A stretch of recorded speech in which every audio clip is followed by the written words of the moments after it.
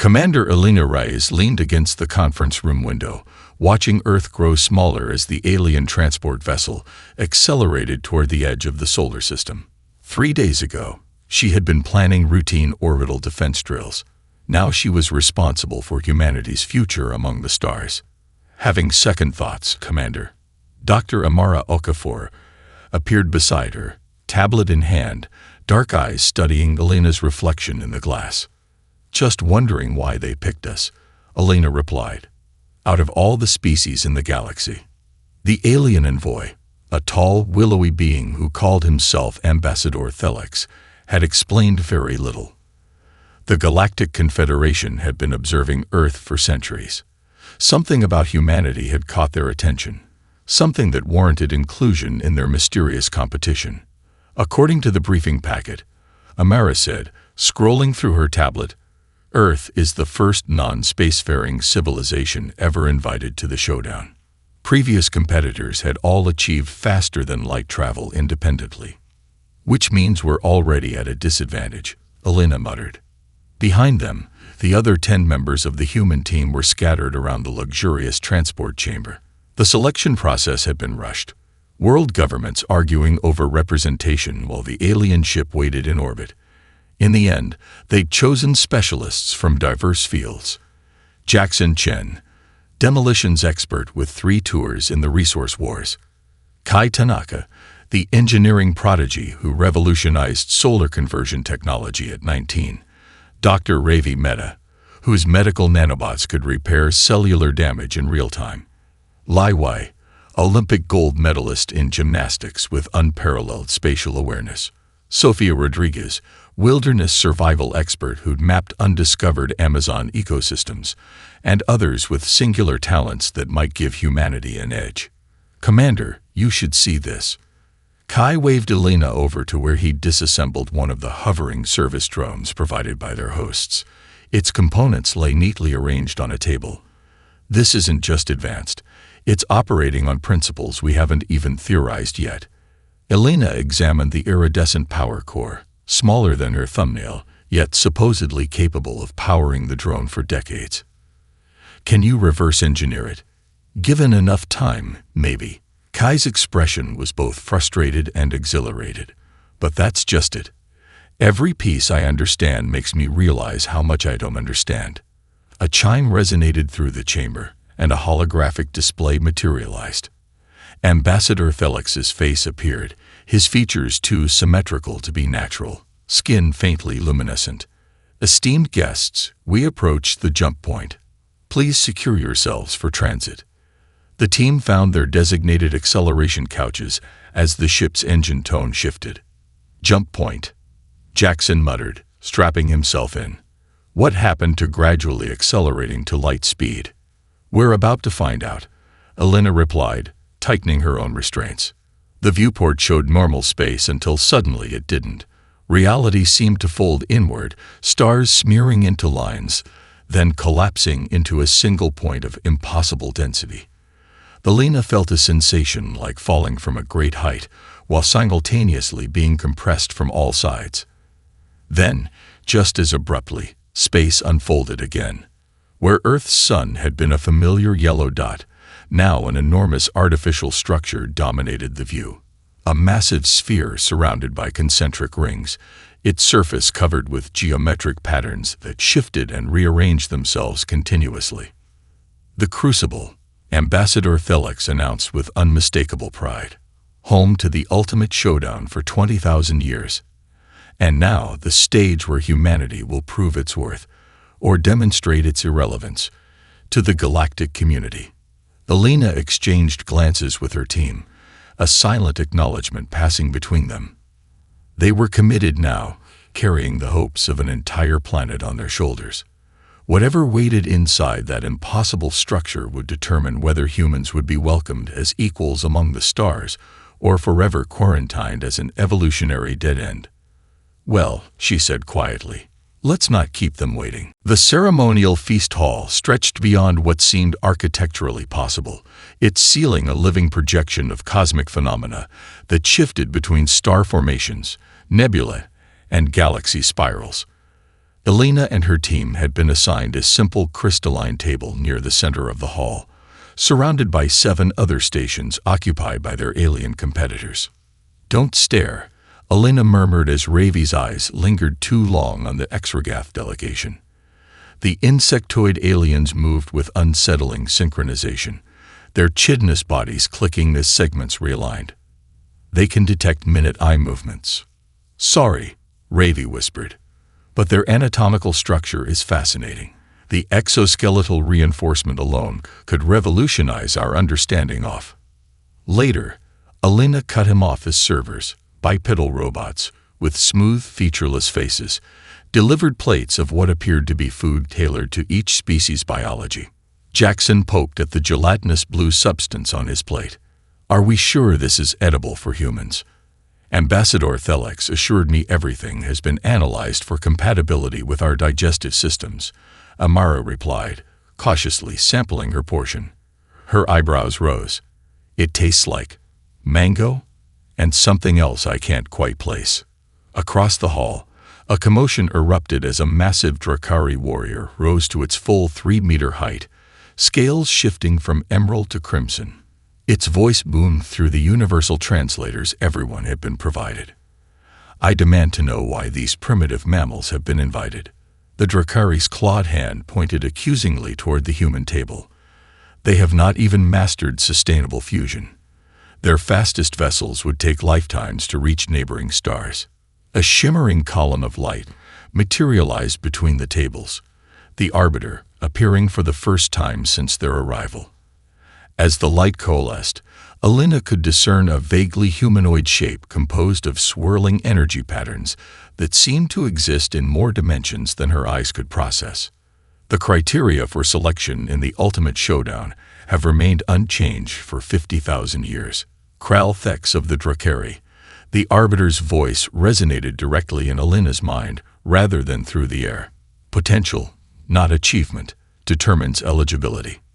The Drakari scales darkened further. "Potential. They are soft-skinned, short-lived, and fragile." A ripple of what Elena could only interpret as amusement passed through the Arbiter's form.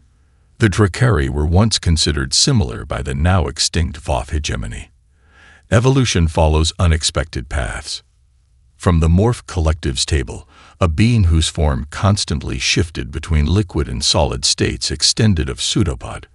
We acknowledge the Arbiter's wisdom, yet question remains.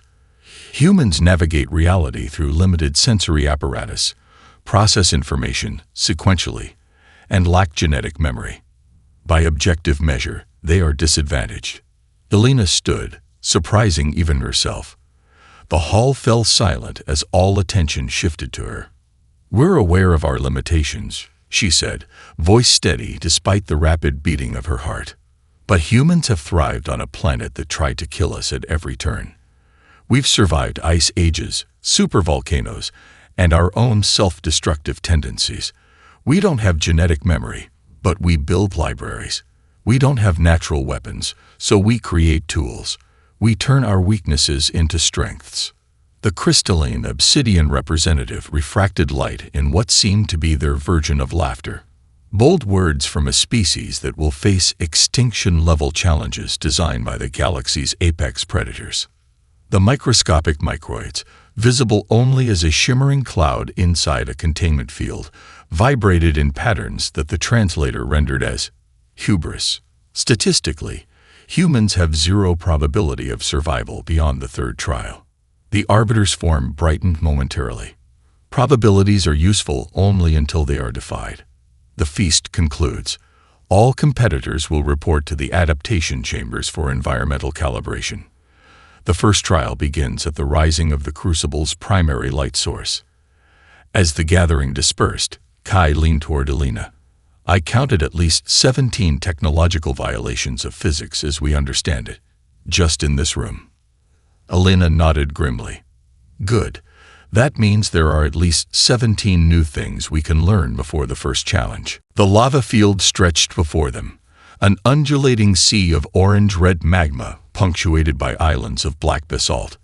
Heat distorted the air, creating wavering mirages that made distance calculations unreliable. Elena wiped sweat from her brow, despite the environmental suit's cooling system working at maximum capacity. 7 stones, 7 checkpoints, she reminded her team, pointing to the massive granite monoliths positioned at the starting line. Each was carved with intricate symbols and stood roughly twice the height of a human. We need to move our designated stone across all checkpoints to complete the trial. Jackson tapped his stone, testing its weight. Conservative estimate, 15 tons. We can't budge this without equipment. Nearby, the Drakari team flexed their massive scaled limbs. Reptilian mouths curled in what Elena interpreted as smug grins. Their champion, Kreshvok, circled the human stone and laughed, a rumbling sound like grinding boulders. Perhaps you should forfeit now and preserve your dignity, he suggested, effortlessly lifting a corner of their monolith with one clawed hand. Your bodies are not built for this world. The Arbiter's energy form materialized above the starting line. The trial of strength commences. Each team must transport their designated monolith across all 7 checkpoints. The final position determines ranking. You may begin. The Drakari immediately hoisted their stone onto their shoulders and began marching confidently across the nearest basalt bridge. The Silith simply levitated theirs, gliding serenely above the lava. The Morph Collective transformed into a living cradle, enveloping their stone and rolling it forward. Elena's team stood motionless, studying the field instead of their stone. Commander, I don't see how. We began. Wait, Kai interrupted, eyes narrowed. Look at the field layout. The bridges connect in a pattern. He traced invisible lines in the air. It's a circuit. Elena followed his gaze and suddenly understood. Ravi, analysis of the stone composition. Dr. Mehta ran his scanner across the monolith. High ferrous content, approximately 63% iron oxide. Kai, what are you thinking? Elena asked. The engineer grinned. The rules specify we must move the stone across checkpoints. They never specified how. He pointed to several obsidian formations jutting from the lava. Those are magnetic. I bet they interact with the field generated by the lava flow. Within minutes, the team had repurposed components from their environmental suits, creating a crude electromagnetic device. Kai attached it to the stone while Sophia calculated optimal positioning. The indigenous people of the Andes moved massive stones using minimal technology. Sophia explained. The trick isn't strength, it's understanding the environment. When activated, their makeshift device created a magnetic repulsion effect against the natural field generated by the mineral-rich lava. The massive stone began to drift, hovering centimeters above the ground. It's working, Amara exclaimed. We've essentially created a magnetic hovercraft. Using elongated poles fashioned from their equipment, the team guided the floating monolith toward the first checkpoint. The stone moved with surprising ease once they established the correct angle of repulsion. From across the field, the Drakari team paused, their stone balanced precariously on a narrow bridge as they watched the humans approach. Confusion replaced their earlier confidence. Impossible, Kreshvok growled. They are cheating. The Arbiter appeared briefly beside the Drakari. They are adapting. A significant distinction. As the human team navigated past the second checkpoint, now ahead of 3 alien teams struggling with brute force approaches, Elena caught Jackson's eye and smiled. Still think we're at a disadvantage? She asked. Jackson watched as the obsidian's stone cracked under pressure, sending crystalline aliens scrambling. Ask me again after the next trial, he replied. But for now, I'll admit, we might just have a chance. Elena stared at the shimmering entrance to the psychic labyrinth. Unlike physical structures, this maze existed partially in a dimension humans could barely perceive. The Silith floated nearby, their translucent bodies pulsing with internal light patterns that seemed to synchronize with the maze's fluctuations. Your minds are too fragmented to navigate successfully. The lead Silith communicated directly into their thoughts, its mental voice tinged with what Elena interpreted as condescension. Your consciousness exists on a single plane. This challenge requires multidimensional awareness. Dr. Okafor stepped forward, her scientific curiosity overriding her apprehension. Our consciousness may be differently structured than yours, but humans navigate mental labyrinths daily. Our dreams, memories, and imagination operate on multiple cognitive levels simultaneously. The Psyleth's body flickered in what might have been surprise. Dreams are primitive neural maintenance functions. They contain no structured logic. Amara smiled. You might be surprised what humans can create within those primitive functions. As the team entered the labyrinth, reality distorted around them. The entrance vanished, leaving each member alone in a corridor that seemed built from their own memories and fears. Alina found herself back in the disaster zone, where she'd lost half her rescue team to a collapsed building. The rubble seemed real enough to touch. It's constructing environments from our amygdala responses. Amara's voice came through their communication devices, strained but analytical. The maze is reading our fear centers. Jackson's breathing sounded ragged over the comm. I'm seeing combat scenarios from my service years. The details are perfect, even the smell of cordite. Remember the briefing, Alina commanded, forcing herself to walk through her nightmare scenario rather than around it. The Psyleth expect us to avoid our fears. That's how most species navigate this challenge. But avoidance creates new pathways, Ravi added, essentially making the maze grow more complex. Exactly, Alina confirmed. So we do the opposite. Move toward your fears. Acknowledge them as constructs. Sophia's voice joined in, surprisingly calm. In survival situations, panic is more dangerous than predators. The same principle applies here. As Alina pushed deeper into her constructed nightmare, she noticed something strange. When she deliberately confronted the memories instead of fleeing them, the walls became briefly transparent, revealing glimpses of her teammates facing their own fears in parallel corridors. Everyone, when you face your fears directly, do you see a flickering in the maze structure? She asked. A chorus of affirmations came through the comm. The maze expects resistance, Kai theorized.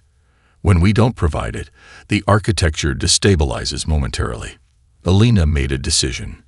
Next time the walls flicker, everyone reach out physically. Try to make contact with whoever you can see. When Alina saw Jackson through a momentary transparency, she thrust her hand through the shimmering barrier. Their fingers connected, and suddenly they stood together in a merged reality containing elements of both their nightmares. Physical contact is creating a shared mental space, Amara exclaimed as she joined them moments later, reaching through another fluctuating wall. We're building a collective consciousness. The maze wasn't designed to accommodate. One by one, the team linked together, each connection strengthening their shared mental space. As they moved through the labyrinth as a single unit, the puzzles that had been designed to trap individual minds became navigable through their combined perspectives. From the observation chamber, the Psyleth watched in silent astonishment as the humans employed a strategy no previous competitors had discovered, using physical contact to merge their separate mental experiences into a unified cognitive field. Impossible, the lead Psyleth communicated to the Arbiter. They are creating a temporary hive mind without telepathic evolution. The Arbiter's energy form pulsed with what might have been amusement, not a hive mind. Something different. Something human. The transition hit without warning. One moment Alina stood in a simulated tropical jungle, sweat beading on her forehead as she collected the third token, and the next, freezing winds howled around her as the environment transformed into a polar wasteland.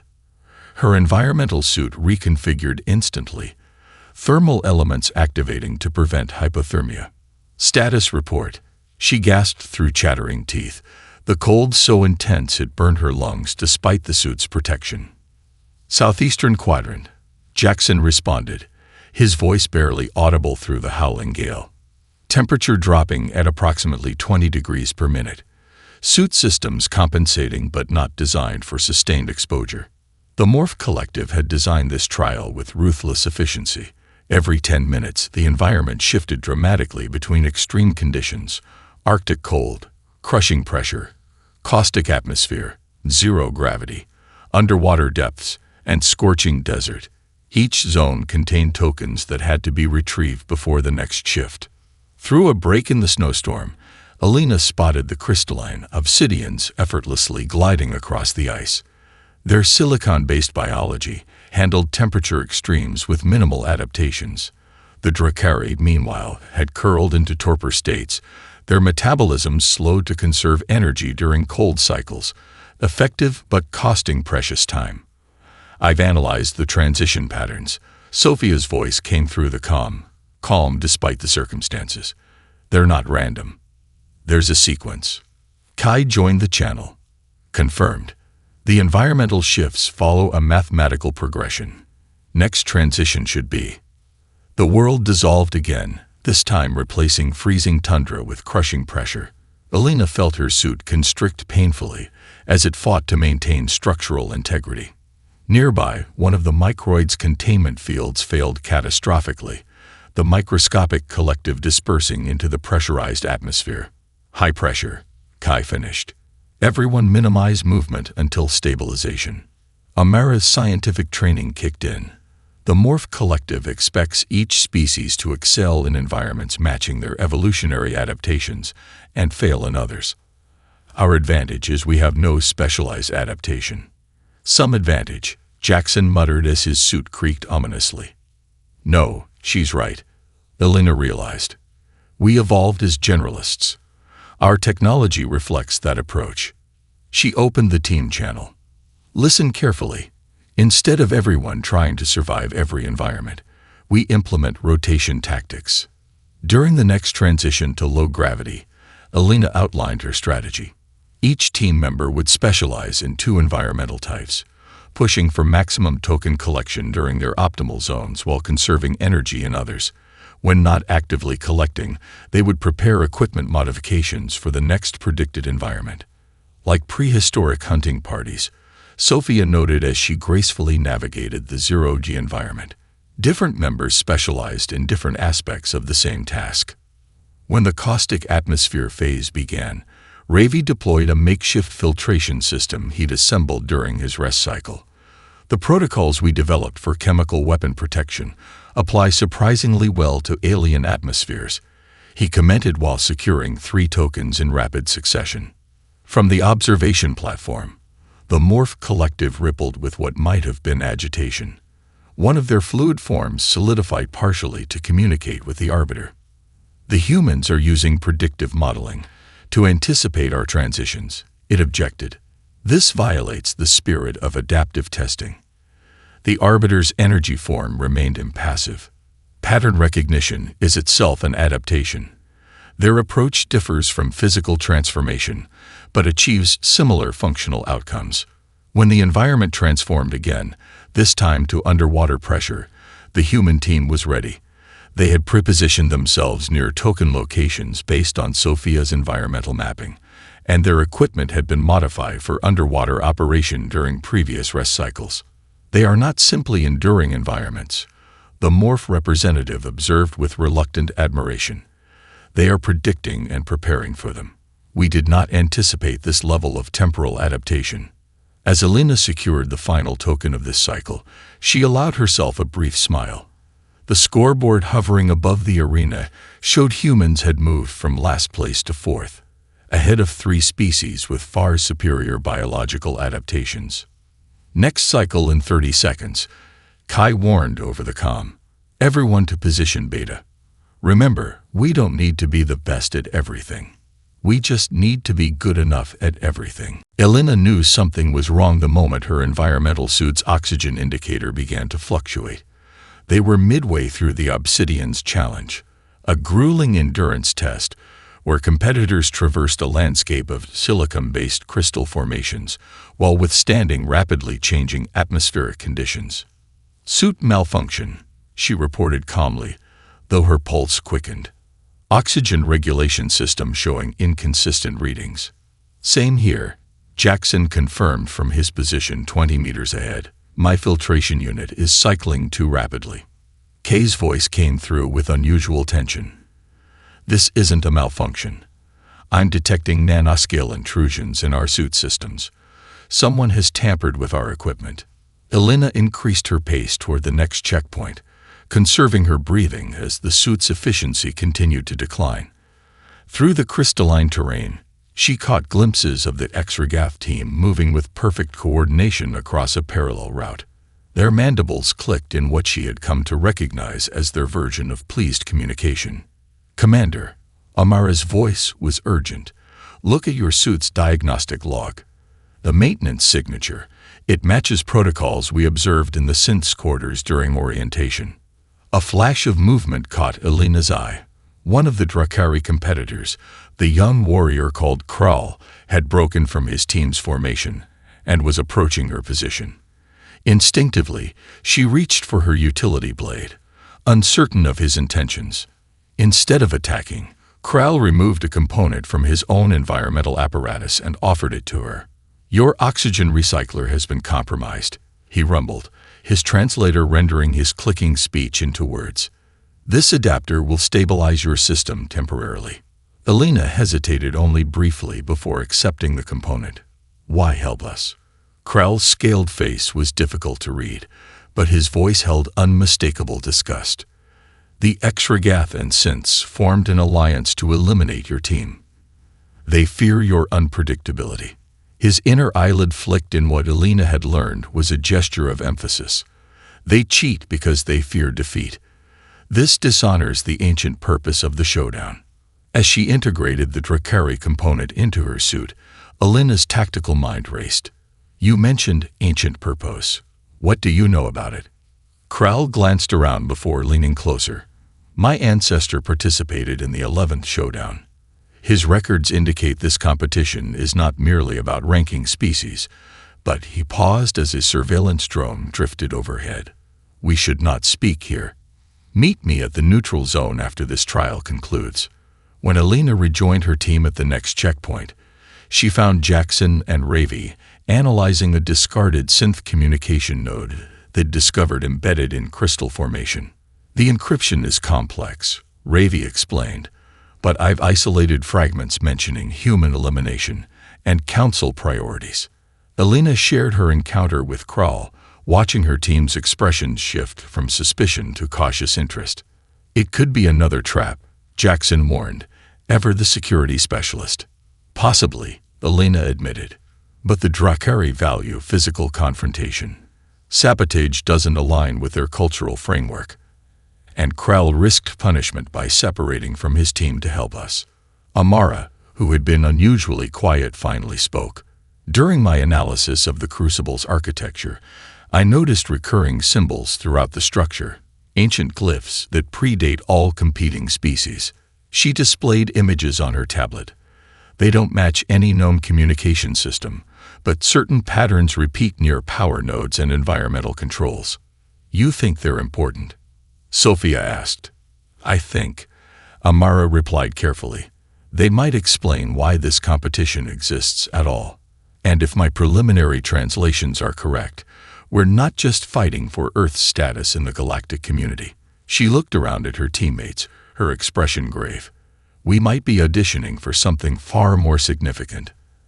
As the team approached the final checkpoint of the Obsidian's trial, the Arbiter materialized briefly beside them, its energy form pulsing with unusual intensity. Adaptation. It communicated directly to their minds, takes many forms. Evolution. Technology. And sometimes, alliance. Before they could question this cryptic statement, the Arbiter vanished, leaving the human team to wonder if they'd been given a crucial clue or a warning. The synth's challenge arena split into two distinct hemispheres, separated by an impenetrable energy barrier that shimmered with mathematical precision. Elena studied the holographic instructions hovering above each section. "Two objectives, simultaneous completion required," she read aloud. Points awarded based on the lower of the two scores. Kral and 3 other Drakari warriors stood nearby, their scaled bodies tense with anticipation. Following their unexpected alliance during the previous trial, the human and Drakari teams had agreed to a strategic partnership, unprecedented in Showdown history according to the records Amara had accessed. The lead synth, a being of perfect biomechanical symmetry, announced the rules with artificial precision. Each species must divide their resources between objectives. Maximum efficiency in both is mathematically impossible.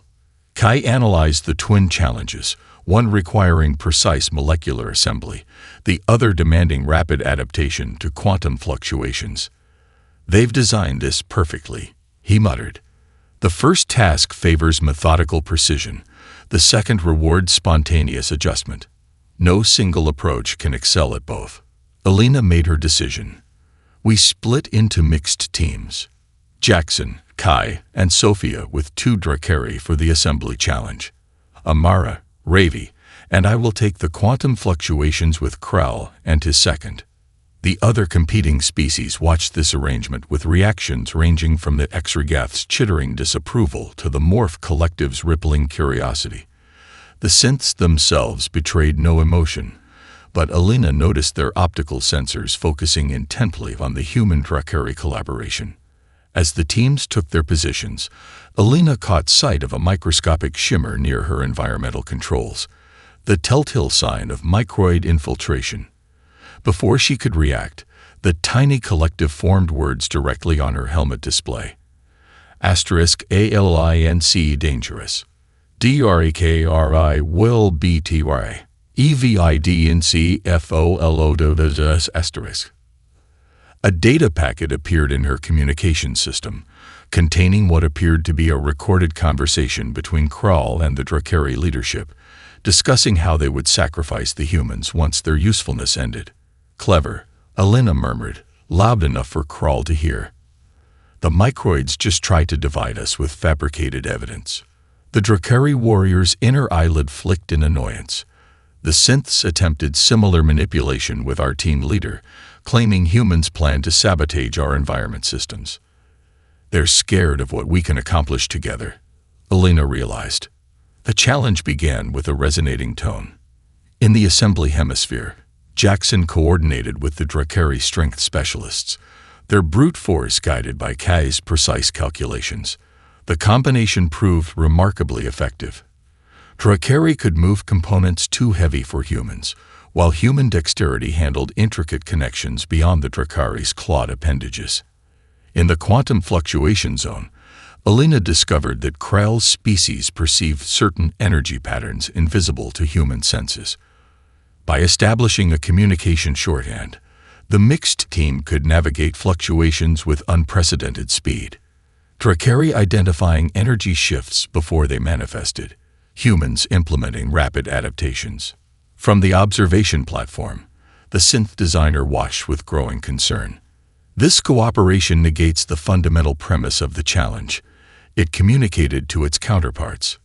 Neither species should be able to achieve balance across both objectives. The arbiter appeared, its energy form unusually distinct. "Perhaps," it responded, "your fundamental premise was flawed. The challenge reveals a truth you did not anticipate." Midway through the trial, disaster struck the assembly team when a crucial component unexpectedly destabilized, signs of external interference evident in its molecular structure. Without hesitation, the Drakari team member named Goresh used his own body to contain the resulting energy cascade, suffering significant damage to his scaled hide. "Why?" Jackson asked as they worked to stabilize the wounded alien. Goresh's response came through pain translation. "Because the task matters more than the individual. This is what my ancestors taught. This is what your commander showed when she risked elimination to save your team member in the adaptation trial." As both hemispheres synchronized their efforts despite the setback, Alina realized something profound was happening, something beyond the competition itself. The scoreboard showed their unlikely alliance achieving what the synths had calculated to be impossible: balanced excellence across contradictory objectives. They didn't account for complementary adaptation, Amara observed quietly, each species compensating for the other's weaknesses. "No," Alina agreed, watching the points accumulate. "They calculated perfectly for competition. They never calculated for cooperation." Alarms blared throughout the crucible, their pitch modulating in patterns that conveyed urgency even without translation. Alina, and the other competitors had been summoned to the central chamber without explanation. The final challenge apparently abandoned as the massive structure shuddered around them. "What's happening?" she asked as Krall and his Drakari warriors joined the human team in the rapidly filling chamber. The Arbiter materialized in the center of the room, its energy form pulsing with erratic patterns that suggested distress. When it spoke, the mental communication carried unprecedented intensity. "The Crucible's containment systems are failing. What was intended as a simulated final challenge has become reality. The core stabilizers cannot maintain quantum cohesion." The synths immediately deployed their advanced diagnostic systems, while the Exregath hive mind began calculating escape trajectories.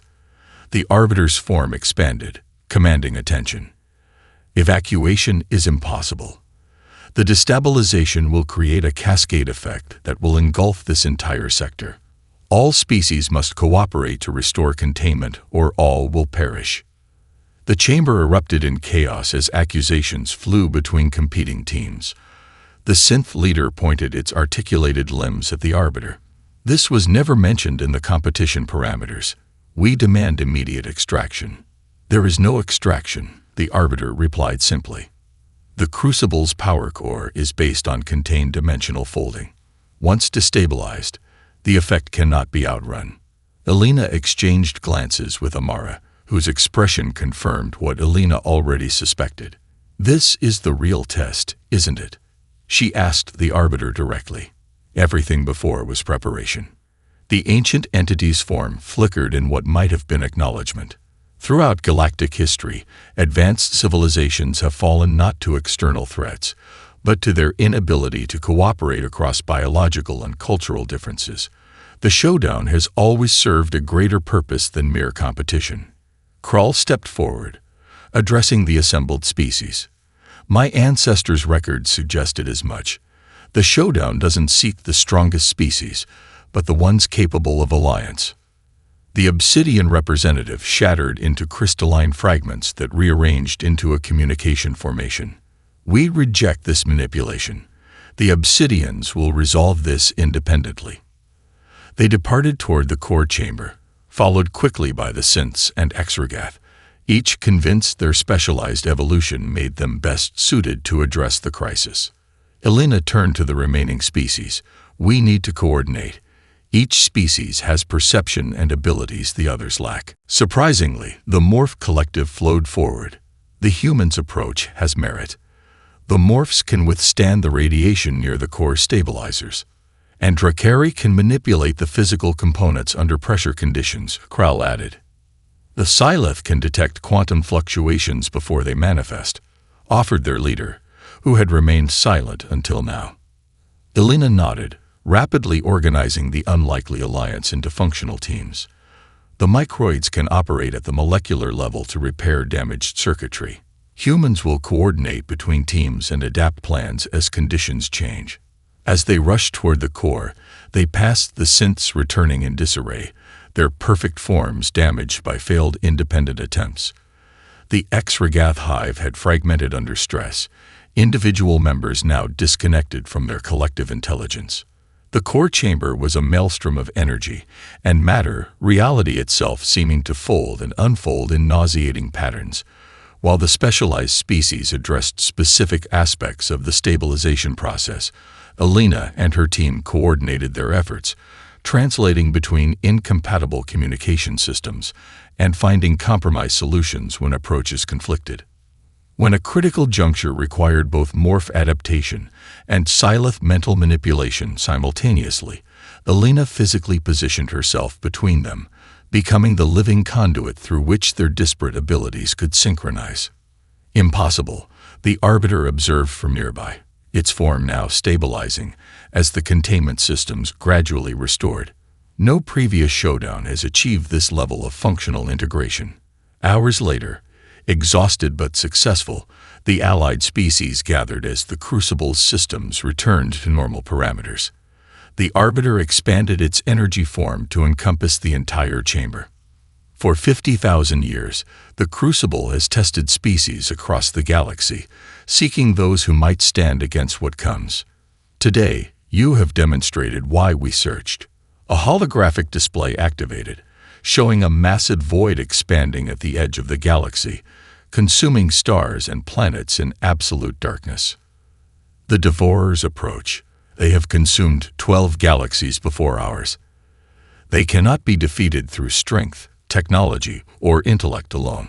The Arbiter's form pulsed with solemn purpose. They can only be opposed by alliance, by species who recognize that diversity of approach creates resilience impossible through specialization. Elena looked at her team, then at their new allies among the stars. The competition had never been about proving humanity's superiority. It had been about finding their place in a complex cosmic ecosystem where each species contributed unique perspectives to challenges too great for any to face alone. "We accept," she said simply, speaking for Earth and for humanity's future among the stars.